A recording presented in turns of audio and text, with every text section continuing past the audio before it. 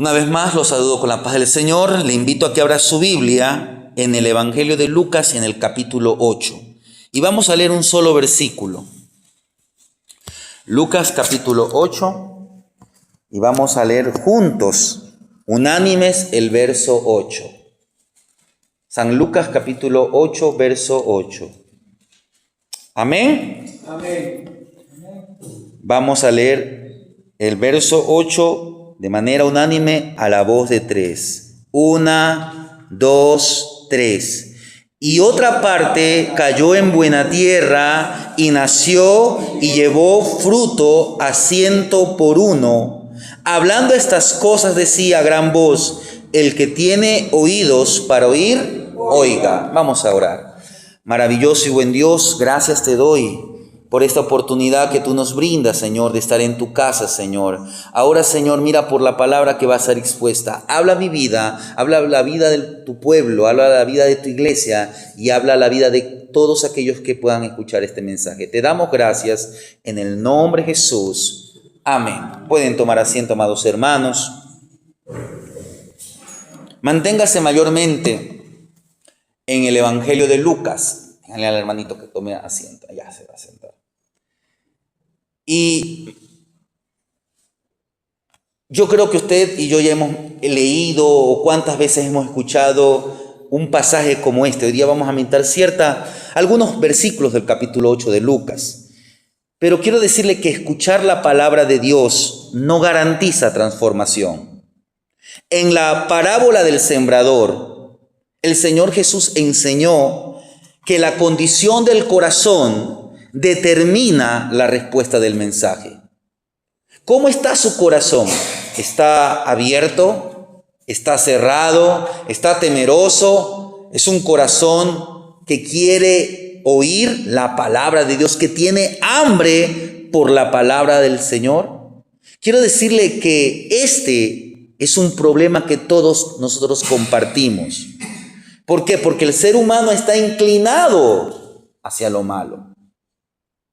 La gente dice: me aburre escuchar al predicador.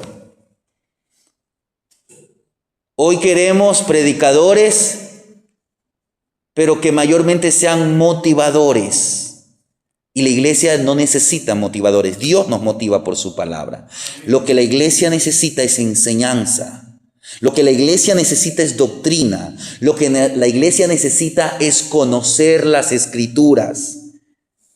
Usted y yo, cuando somos expuestos a la verdad de la palabra de Dios, a veces queremos rechazarla. Usted y yo podemos estar presentes, incluso parecer atentos, y sin embargo, no estar escuchando realmente. Podemos escuchar sin realmente oír nada. Mire, en este capítulo 8, si usted en casa lo medita, el enfoque del mensaje trata sobre la necesidad de oír atentamente a fin de que la semilla divina conmueva el alma y como resultado demos un verdadero fruto de arrepentimiento y de justicia. Este mismo relato usted lo encuentra en otros evangelios. Yo voy a ir al evangelio de Marcos, ustedes manténganse allí. Pero mire lo que dice en Marcos 4:1, dice así: Otra vez comenzó Jesús a enseñar junto al mar y se reunió alrededor de él mucha gente, tanto que entrando en una barca se sentó en ella en el mar y toda la gente estaba en tierra junto al mar. Hay muchos estudiosos de la Biblia que creen que este fue el público más numeroso que Jesús reunió durante su ministerio terrenal. Y llama la atención que en todo este mensaje Jesús repite una y otra vez la diferencia entre escuchar y realmente oír. Si usted lee atentamente este pasaje más luego en casa, usted se va a encontrar algo que a mí me llamó la atención. Por 9 veces usted puede encontrar palabras como estas: oír o escuchar. Mire, en el verso 8 que leímos hace un rato dice: el que tiene oídos para oír, oiga. Ahí usted encuentra la palabra oír y oiga, 2 veces. Y si vamos al verso 21, dice, mi madre y mis hermanos son los que oyen la palabra de Dios. Mire, este tema del oír continúa a través de todo el mensaje y actualmente sigue siendo relevante porque es lamentable lo que sucede cuando la semilla de la palabra de Dios no logra conmover el alma. Ese es el tema. Mire lo que dice desde el verso 4 al verso 8. Juntándose una gran multitud, ahí estamos en San Lucas capítulo 4, del 4 al 8, dice, juntándose una gran multitud y los que cada día y los que de cada ciudad venían a él. Mire, no estaban solamente de una sola localidad, estaban de algunas localidades. Dice, y los que de cada ciudad venían a él, les dijo por parábola. El sembrador salió a sembrar su semilla y mientras sembraba, una parte cayó junto al camino y fue hollada y las aves del cielo la comieron. Otra parte cayó sobre la piedra y nacida se secó porque no tenía humedad. Otra parte cayó entre espinos y los espinos que nacieron juntamente con ella la ahogaron. Y otra parte cayó en buena tierra y nació y llevó fruto a 100 por uno. Hablando estas cosas decía a gran voz, el que tiene oídos para oír, oiga. Nos encontramos con una parábola. Yo creo que usted sabe que el Señor Jesús contó muchas parábolas. El maestro enseñaba usando parábolas. ¿Y qué son las parábolas? Son historias naturales, pero que comunican un principio espiritual. Si usted y yo analizamos los versos del 5 al 8 de este capítulo, vamos a descubrir, y si usted hace un análisis ya más profundo, hoy tenemos herramientas, diccionarios bíblicos, Biblias en hebreo, en griego, y el verbo oír, este verbo oír, yo le voy a decir, porque lo tuve anotado por aquí, mire, este verbo oír en el griego es la palabra aquo.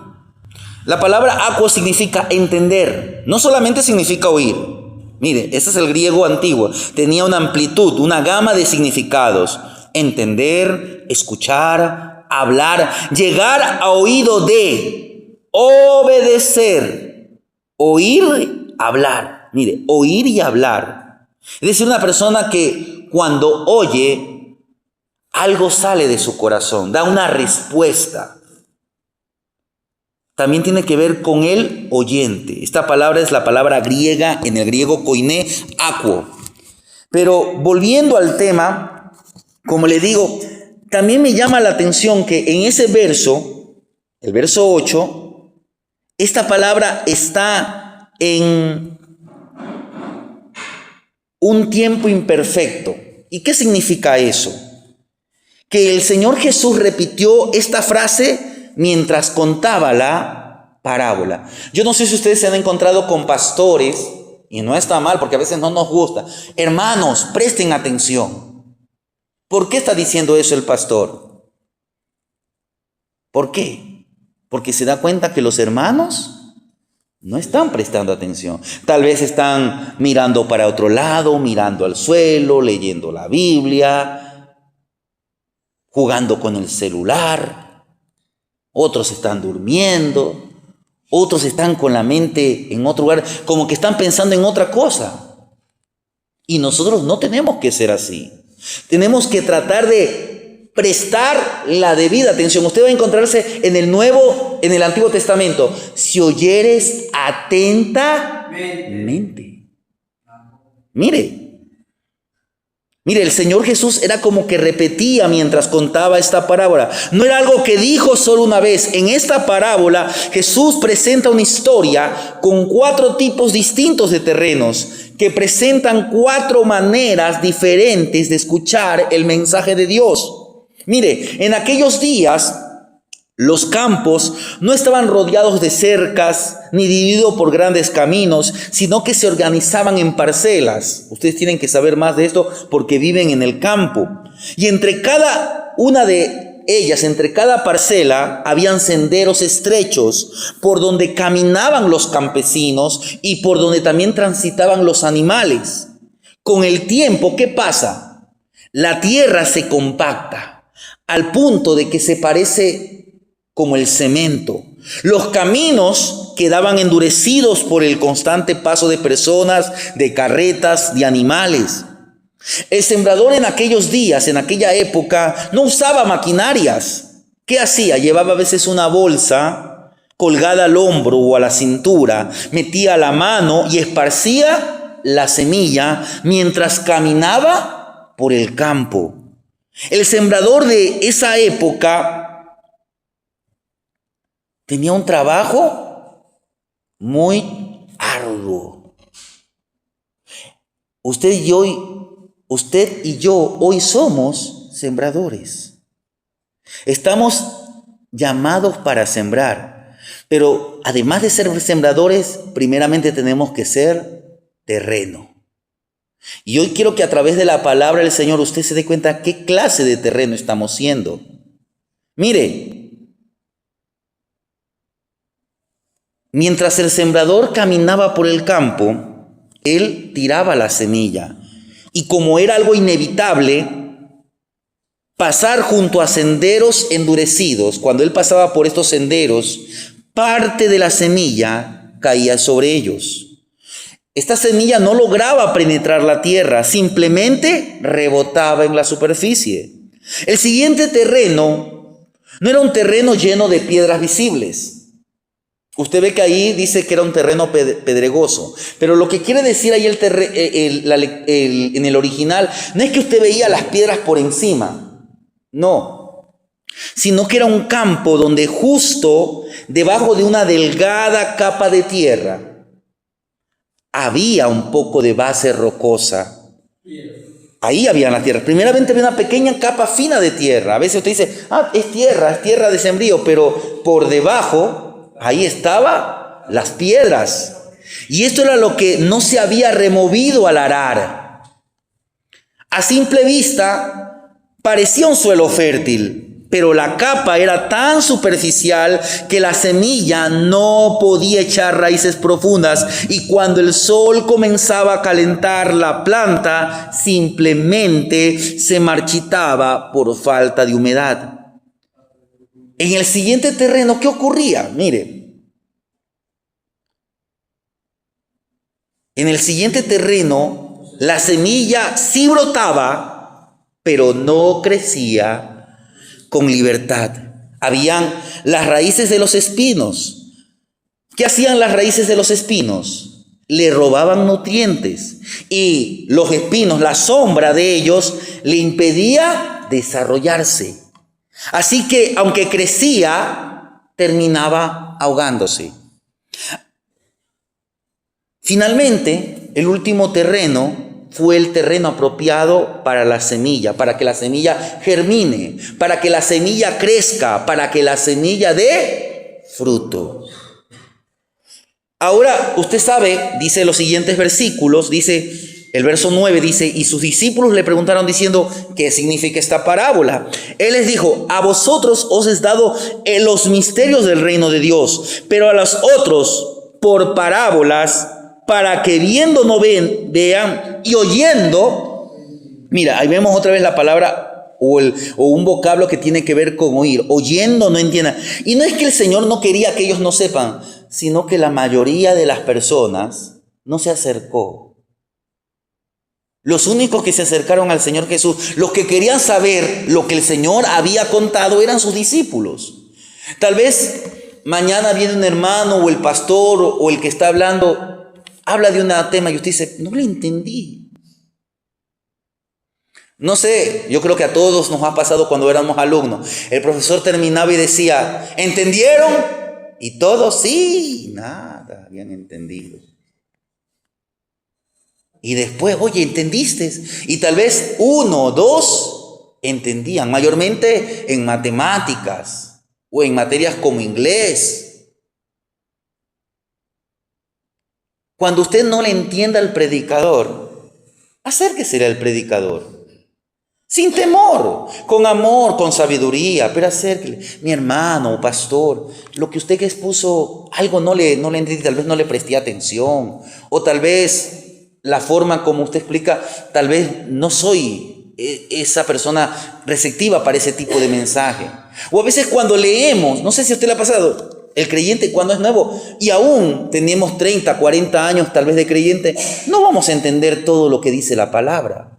¿Qué debería hacer el hermano? Pastor, mire, leí esta parábola o leí esta porción de la Escritura. ¿Qué significa?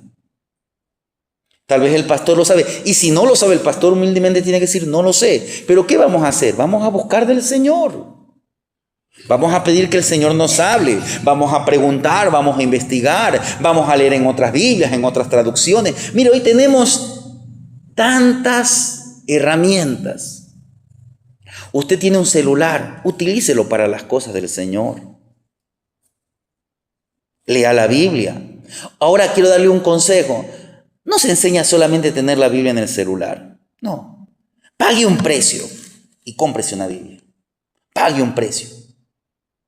A veces gastamos 30, 40, 50 dólares en ropa y no queremos gastar esa misma cantidad en una Biblia de mano. Hoy los cristianos se avergüenzan de tener una Biblia en mano. Pero no se avergüenzan de tener una camisa donde puede decir un poco de cosas malas. Donde hayan tal vez símbolos satánicos. Hoy los cristianos no se avergüenzan de ponerse un arete. No se avergüenzan de ponerse un piercing. Hasta se está haciendo una moda en los medios evangélicos. Ay, no es que en la Biblia no es que somos legalistas. Hermanos, nuestro cuerpo es templo del Espíritu Santo. Y no significa que por ponerse esto usted pierde la salvación. Pero así se comienza. ¿Por qué? Porque comenzamos a tener un corazón endurecido. Mire, los discípulos se acercaron y ahí el Señor comienza a explicarles desde el verso 9, mire lo que dice. Ya hemos leído el 9, el verso 10 dice, a vosotros os es dado los misterios del reino, pero a los otros por parábolas para que viendo no vean y oyendo no entiendan. Este es pues la parábola, la semilla es la palabra de Dios y los de junto al camino son los que oyen y luego viene el diablo y quitan de su corazón la palabra para que no crean y se salven. Miren, en primer lugar vemos un mensaje, hay un mismo mensaje, no hay otro evangelio, hay otros que tuercen el evangelio, pero el verdadero evangelio es uno solo. No es que hay múltiples maneras de interpretar la Biblia, la interpretación es una sola. La aplicación puede ser diversa. Pero mire, ¿qué el Señor dice? Primeramente que hay un mismo mensaje, pero hay 4 corazones diferentes. Primeramente presenta un camino endurecido, un corazón endurecido. Son aquellos que oyen sin creer. Estas personas escuchan, pero no creen. Podemos pensar, y a veces hasta es que el diablo. Y no digo que el diablo no tenga nada que ver, pero hay gente que se predispone a tener un corazón endurecido. Y espero que ustedes no tengan esa clase de corazón, sino que tengamos un corazón dispuesto a recibir la palabra, a guardarla, a aplicarla. Mire, el Señor Jesús reveló aquí una batalla invisible. Un conflicto espiritual que se libra contra la verdad del evangelio. Esta semilla que se esparce es la palabra de Dios. Y Satanás hace todo lo posible para que esta semilla no germine. Estas personas ya tienen el corazón endurecido. No quieren creer, pero los que no saben es que el enemigo está trabajando activamente para mantenerlos en la oscuridad. ¿Qué dice en 2 Corintios 4:4? Si alguien encuentre de lectura. 2 Corintios 4:4. Es un versículo que usted y yo lo conocemos.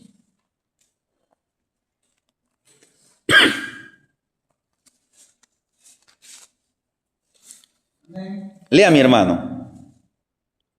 En los cuales el Dios de este siglo cegó el entendimiento de los incrédulos, para que no les resplandezca la luz del Evangelio de la gloria de Cristo, el cual es la imagen de Dios. Mire, el que no ha creído en este mensaje, o en el mensaje del Evangelio, debe saber algo muy importante. Él no está solo en su incredulidad. La gente hoy mayormente es incrédula a la palabra de Dios. No, yo no creo eso. Yo no creo que Dios hizo los cielos y la tierra. Y desde niños ya nos están inculcando ¿qué? La teoría de la evolución, del Big Bang y todo eso. Mire, le va a parecer algo extraño lo que le voy a decir. Según la gramática castellana y creo que también en la gramática inglesa, hay género. Hay género masculino y género femenino. Eso puede ser en la gramática. Pero según la biología y según la palabra de Dios, hay un solo género.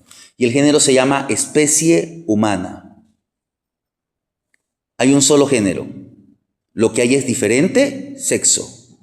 Y solamente hay dos sexos. Sexo masculino y sexo femenino.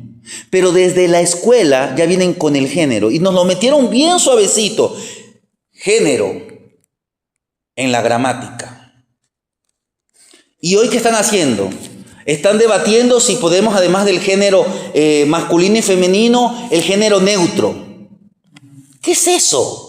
Ni siquiera, y la Real Academia Española tiene un conflicto, pero ellos mismos inventaron el género. Cuando usted va al Génesis, usted va y dice, hizo un solo género. De cada género, cada especie. ¿Y qué nos enseñan? También que nos enseñaban, y ahora hay otros reinos, pero antes enseñaban que hay 3 reinos. Reino mineral, reino de las plantas, y el reino vegetal y el reino animal. Y en el reino vegetal, ¿a quién incluyen? Al ser humano. Al ser humano lo incluyen. Dice que usted y yo somos animales. Cuando usted y yo no somos animales, nosotros somos seres humanos creados a la imagen de Dios. Lamentablemente, por el pecado, esa imagen se ha desdibujado. Pero para eso vino Cristo. ¿Vino Cristo a qué? ¿A qué? A hacer nuevamente, a levantar a la especie humana, a todo aquel humano que ha caído en su pecado y a regenerarlo, a transformarlo y a hacerlo a la semejanza de Él. Cuando usted y yo caminamos por la palabra cada día y nos despojamos del pecado y luchamos contra el pecado y santificamos nuestra vida cada día, somos perfeccionados a la imagen del Dios invisible. Amén. Pero tenemos que andar por la palabra. No tenemos que tener un corazón endurecido. No debemos que la influencia activa del mundo nos distraiga, endurezca nuestro corazón y nos robe la oportunidad de ser salvos. Con el mundo hace eso. ¿Qué hace la influencia activa del mundo? Busca confundirlo, busca distraerlo. Hoy el TikTok, las redes sociales, y no digo que es pecado, no vamos a caer en ese legalismo. Pero ¿cuánto tiempo le damos a las redes sociales? ¿Y cuánto tiempo le damos a la palabra de Dios? ¿Y cuánto tiempo le damos a orar? ¿Cuánto tiempo le damos a predicar la palabra? Mire, la gente, el que quiere ser deportista, va al entrenamiento, se sacrifica y todo eso. Y eso demanda tiempo, demanda dinero. Pero para Dios, ay, es que me duele la cabeza, es que me duele la uña, es que hace frío, es que tengo que hacer esto o aquello. Pablo dice que no es malo el ejercicio físico, pero el ejercicio físico para poco aprovecha, pero el espiritual para todo aprovecha. Porque, mire, usted puede ser que conozca a los grandes jugadores de fútbol 30, 40 años después, y el físico no es lo mismo. Algunos engordan, otros tienen problemas en su salud, pero el ejercicio espiritual para todo aprovecha, porque un día usted estará eternamente alabando y glorificando al Señor. Mire, la Biblia, ¿qué nos dice? Mire lo que dice en Efesios 6:12, que es un versículo que usted conoce. El que encuentre de lectura, avancemos rápido porque tenemos otras actividades, pero mire lo que dice Efesios 6:12. Porque no tenemos lucha contra sangre y carne, sino contra principados, contra potestades, contra los gobernadores de las tinieblas de este siglo, contra huestes espirituales de maldad en las regiones celeste. Mire, la Biblia lo que dice es que tenemos una batalla, y esa batalla es contra los gobernadores de las tinieblas de este siglo, contra huestes espirituales de maldad. ¿Qué más? El apóstol Pablo enseña, mire, si usted va a Colosenses 1:13, ahí Pablo va a describir que la salvación es como un acto de liberación. Colosenses 1:13, el que encuentre de lectura, ayúdenme, los más jóvenes, los que tienen la Biblia. Colosenses 1:13. Sí, Colosenses 1:13.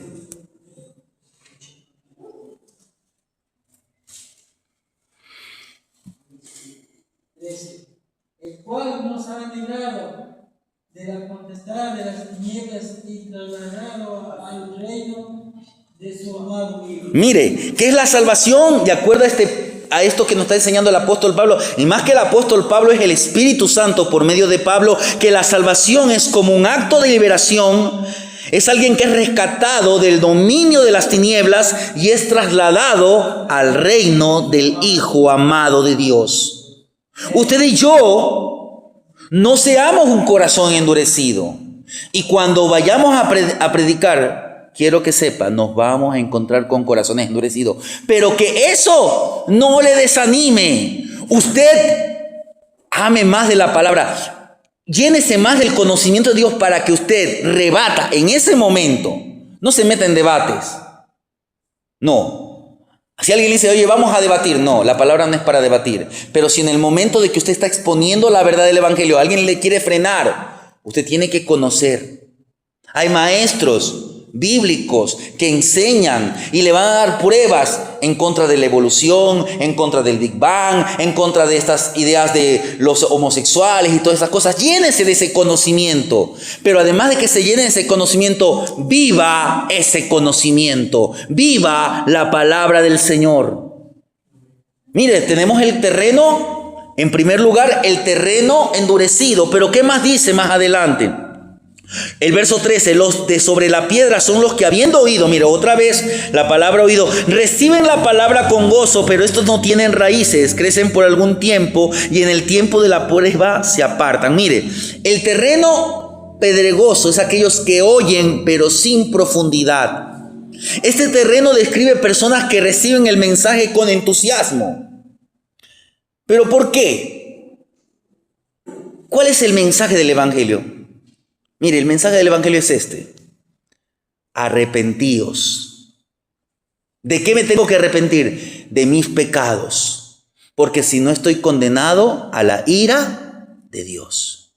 Arrepentíos y creed en el evangelio.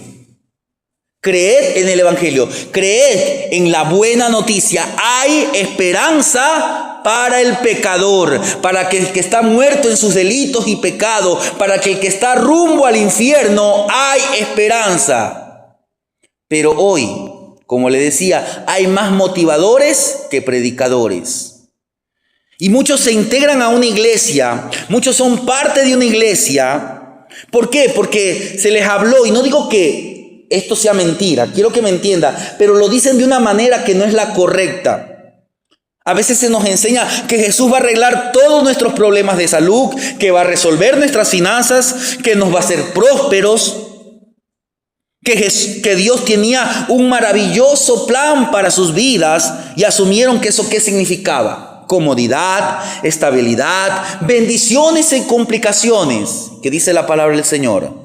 En el mundo tendréis aflicción. ¿Qué dijo el Señor? Bienaventurados los que por mi causa los persiguen, los que sufren vituperios. Pablo dijo, Señor, si es posible, el Señor Jesús dijo, si es posible, pasa de mí esta copa. ¿Y qué dijo el Señor? Mira, Él dijo que se haga la voluntad. Él estaba diciendo, si es posible que yo no pase este trago amargo que estaba pasando de la cruz, la ira de Dios sobre él, pero era necesario. Era necesario.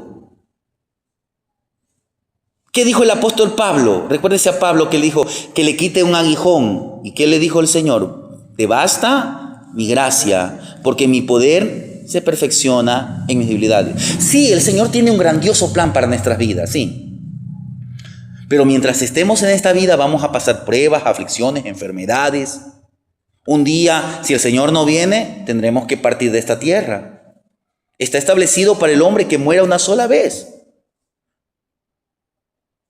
Es parte de la vida. Habrán aflicciones, tristezas, de todo. Pero usted y yo, cuando permanecemos en el Señor, disfrutamos de una vida plena. En medio de los problemas, en medio de las aflicciones, sabemos que Dios está de nuestro lado. Y si Dios es con nosotros, ¿quién contra nosotros? Y podemos decir, como decía el salmista, Jehová es mi pastor, nada me faltará. Sí, vamos a andar por valles de sombra de muerte. Pero dígame una cosa, ¿a quién ha matado una sombra? ¿Usted alguna vez escuchó la sombra de el asesino tal descuartizó a tal persona? No.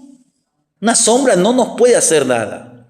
Si usted estamos bajo la protección del Señor, pasaremos por valles de sombra de muerte, pero no te veremos mal alguno, porque su vara y su cayado nos infunden aliento. Entonces, hermanos, no seamos de aquellos que oyen pero no tienen profundidad. Cuando usted lea la palabra, no solamente lea, medite, escudriñe, estudie la palabra del Señor. Aplique, viva la palabra del Señor. ¿Por qué? Porque un día va a llegar la prueba. ¿Y qué pasó con aquellos que le predicaron ese evangelio tan hermoso, ese evangelio color de rosa, donde no hay complicaciones, donde no hay problemas, donde hay estabilidad económica? ¿Qué va a pasar cuando llega la prueba? Usted leyó, mire, pero estos no tienen raíces, crecen por un tiempo y en el tiempo de la prueba se apartan. ¿Qué va a pasar cuando el matrimonio entre en crisis? Oiga, los matrimonios cristianos también tienen problemas. Esposo y esposa tienen problemas. Porque el hombre no es perfecto, la mujer no es perfecta, pero ¿qué tienen que hacer los dos cuando tienen problemas? Buscar más del Señor. El Señor, si usted es casado, lea el libro de Cantares, estudie el libro de Cantares. El libro de Cantares es para matrimonios y es para los que algún día se quieren casar. Estúdielo, no solamente léalo, dígale: Señor, yo no entiendo porque es un poema ya de hace más de 3000 años, pero Espíritu Santo, tú puedes revelarme cosas grandes y profundas que yo no conozco, porque para Dios no hay nada imposible. Y cuando usted medite en el libro de Cantares, ahí habla de cómo se deben reconciliar los matrimonios y que los problemas, cuando se han superado, son oportunidades para que el matrimonio sea más estable. Habrán matrimonios en crisis, habrán enfermedades. ¿Qué va a pasar cuando se enferma un ser querido? ¿Qué va a pasar cuando vamos a recibir una mala noticia? Pero si usted y yo estamos parados sobre la roca que es Cristo, ¿qué va a pasar? Vendrán ríos, soplarán vientos, crecerá la tempestad, dará con ímpetu a su vida, pero usted no caerá porque su vida está bajo la roca. Mire, ¿qué va a pasar cuando un creyente es despedido? Cuando su economía se desploma, cuando la vida se pone cuesta abajo. Mire, muchos piensan que Jesús es como un ángel guardián de sus expectativas. El Señor suplirá todas nuestras necesidades, no nuestros caprichos. Ay, Señor, me quiero ir a otro país. Ay, Señor, quiero tener el celular más nuevo. Eso es un capricho. Ay, Señor, quiero tener la mujer más bonita. Eso es un capricho. Que decía el apóstol Pablo en ese mismo capítulo: amados hermanos, con abrigo y sustento estemos contentos. Camine bajo la palabra del Señor.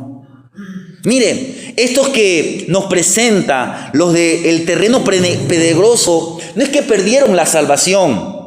La verdad es que nunca creyeron la verdad del Evangelio, la verdad del Salvador. Lo que abrazaron ellos fueron un evangelio superficial. Por eso se marcharon cuando la fe ya no funcionaba de acuerdo a su manera de pensar.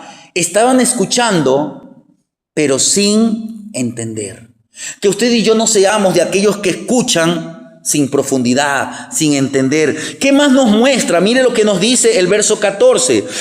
La que cayó entre espinos, estos son los que oyen, pero oyéndose son ahogados por los afanes y las riquezas y los placeres de la vida y no llevan fruto. Mire, y aquí presten atención. Mire, este tipo de persona escucha, pero no madura. Hay que considerar algo muy importante. Y es muy probable que estos dos últimos terrenos, el que vamos a ver ahorita, el terreno espinoso y aquel terreno que dio fruto, nos va a presentar a personas que sí son verdaderos creyentes. Pero hay una diferencia. El primer grupo oye, hablando de este grupo, el terreno espinoso, da un fruto, pero ese fruto no madura, no persevera. Mire, usted ya vio que el primer grupo son aquellos que no creen, no se salvan. Usted no está en el camino. Usted está en una iglesia.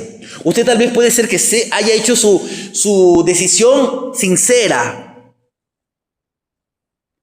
Pero Dios nos llamó a dar fruto, y mucho fruto.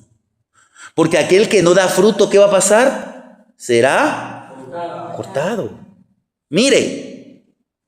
Vimos hace un rato que el segundo grupo, los que terminamos de hablar, el grupo de aquellos que tienen piedras en el camino, que es un terreno pedregoso, vimos que en el tiempo de la prueba ellos se apartan, no eran verdaderos creyentes, pero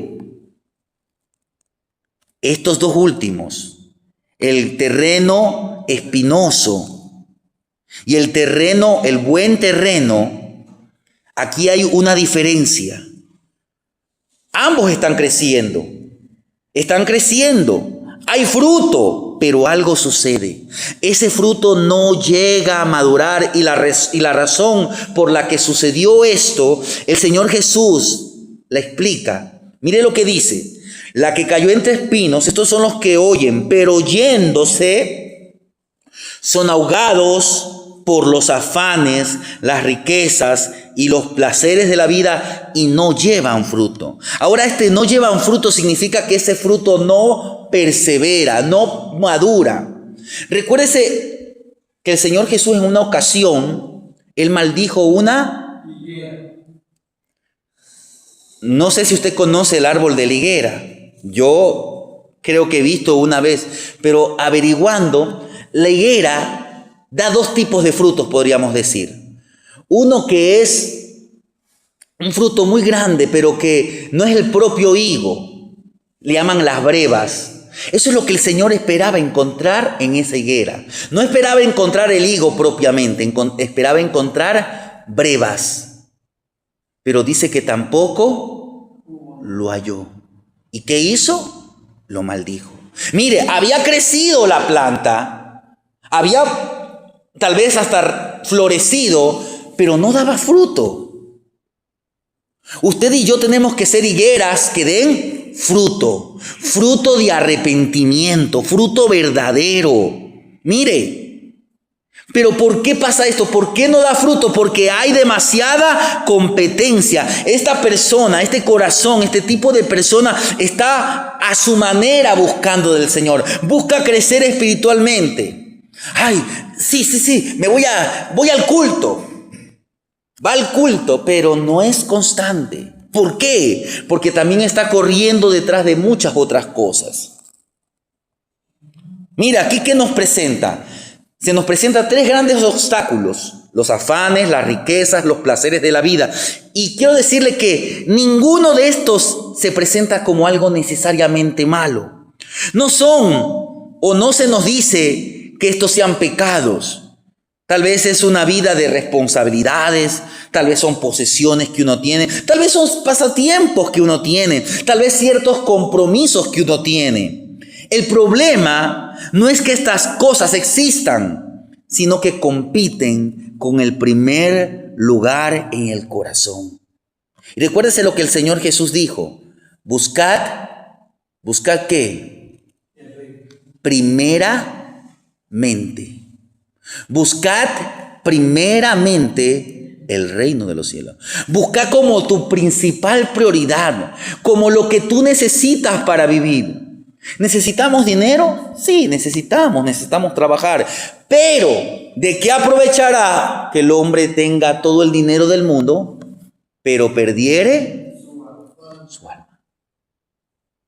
Muchos hoy, aún con la situación en que está Estados Unidos, quieren irse para allá, en vez de buscar del Señor, porque el Señor dice, yo te puedo bendecir en la ciudad como en el campo. Mire, toma tanto espacio, estas cosas toman tanto espacio en la vida espiritual, que la vida espiritual queda relegada. Ay, no, mañana me congrego, mañana oro, mañana esto. Y al final el fruto nunca madura. Los que viven entre los espinos se distraen, persiguen tantas cosas buenas que olvidan lo mejor. Este tipo de terreno describe a creyentes que se llenan tanto de actividades que ya no queda espacio para Dios. Y su vida espiritual corre peligro de ahogarse. Finalmente, ¿qué nos dice el verso 15? Mas el que cayó en buena tierra, estos son los que con corazón bueno y recto retienen la palabra oída y dan fruto con perseverancia. Mire, el oyente que escucha con un corazón dispuesto, recibe la palabra, la responde con obediencia. Este tipo de oyente no viene con exigencias ante Dios. No, él no negocia con Dios. Él no pone condiciones. Es alguien con un corazón abierto, con un corazón honesto, con un corazón humilde, un corazón que se aferra a la palabra, lo guarda y da fruto. ¿Qué pasa cuando un corazón es conquistado por la palabra del Señor? Para terminar, veamos desde el verso 16 al verso 21. Mire lo que dice. Nadie que enciende una luz. Estamos en Lucas capítulo 8 del verso 16 al 21. Dice, nadie que enciende una luz cubre con una vasija ni la pone debajo de la cama, sino que la pone en un candelero para que entren, vean la luz. Porque nada hay oculto que no haya de ser manifestado, ni escondido que no haya de ser conocido y de salir a la luz. Mirad pues cómo oís. Porque a todo aquel que tiene se le dará, y al que no tiene aún lo que piensa tener se le quitará. Y dice el verso 19 al 21. Entonces su madre y sus hermanos vinieron a él, pero no podían llegar hasta él por causa de la multitud. Y se le avisó diciendo, tu madre y tus hermanos están fuera y quieren verte. Él entonces respondiendo le dijo, mi madre y mis hermanos son los que oyen la palabra de Dios y la hacen. ¿Qué pasa cuando un corazón es conquistado la palabra? En primer lugar, salimos de las tinieblas y venimos a ser hijos de luz. El Señor describe al creyente como alguien que da fruto, luego lo describe como una lámpara encendida. Así que el creyente es aquel que realmente oye la palabra y lo demuestra al reflejar esa luz. Ya no estamos en tinieblas, estamos en luz. En otras palabras, se trata de dejar brillar la luz de Dios en nuestras vidas. El Señor Jesús dijo, vosotros sois la luz del mundo.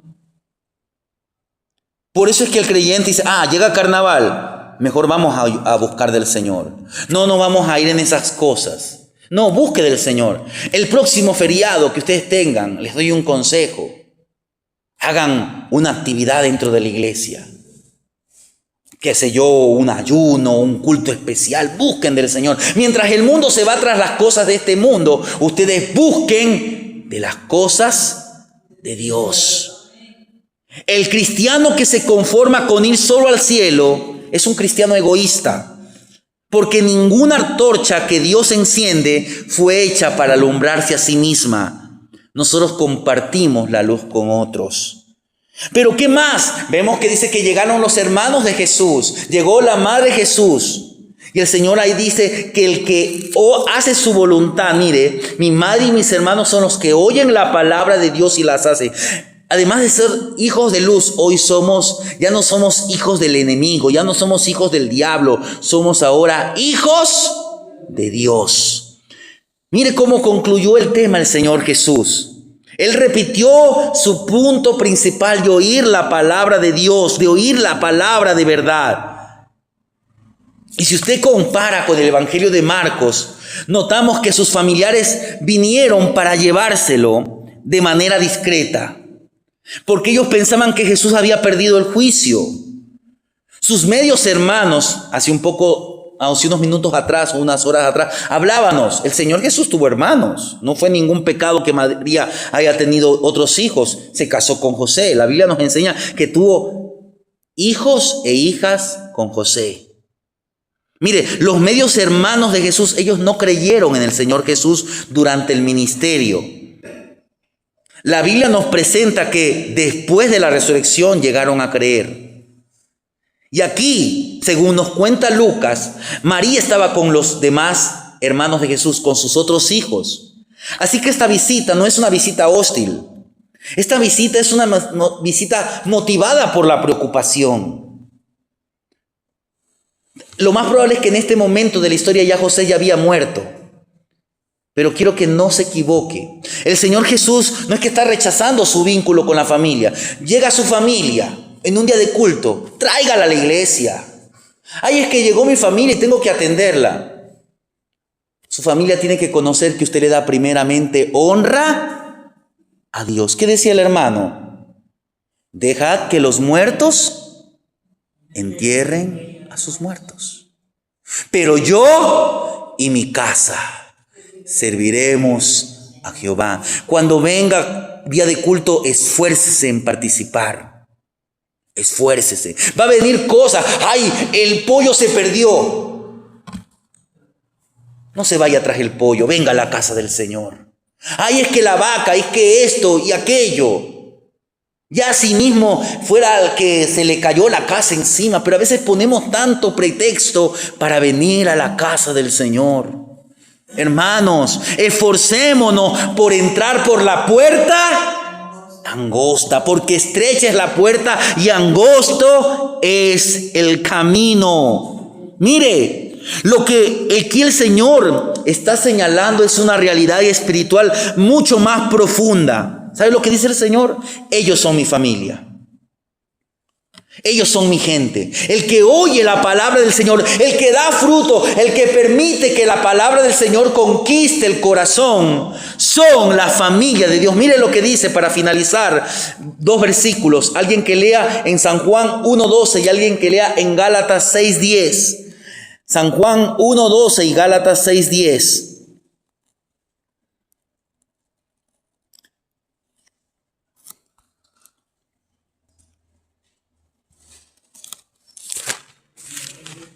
Sí, San Juan 1:12.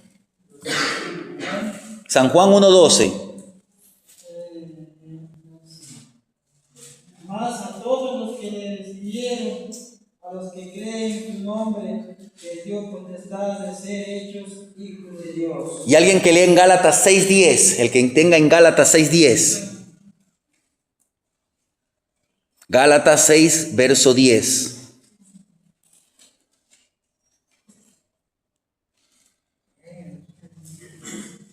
Lea, mi hermano.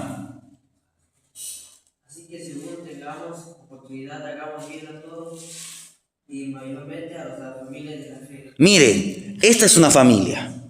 Somos de parte de la familia de Dios, somos hijos de Dios. Mas a todos los que creyeron se le dio un poder.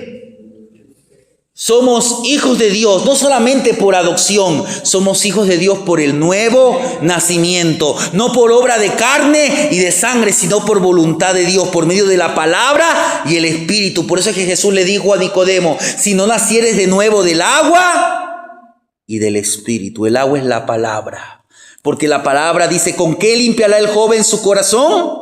Con guardar su palabra y por medio de la acción del Espíritu Santo, porque la fe viene por el oír y el oír la palabra de Dios. ¿Y quién es el autor de la palabra de Dios? Es el Espíritu Santo, porque esta palabra fue inspirada por el Espíritu Santo de Dios. ¿Cuál es la conclusión de este mensaje?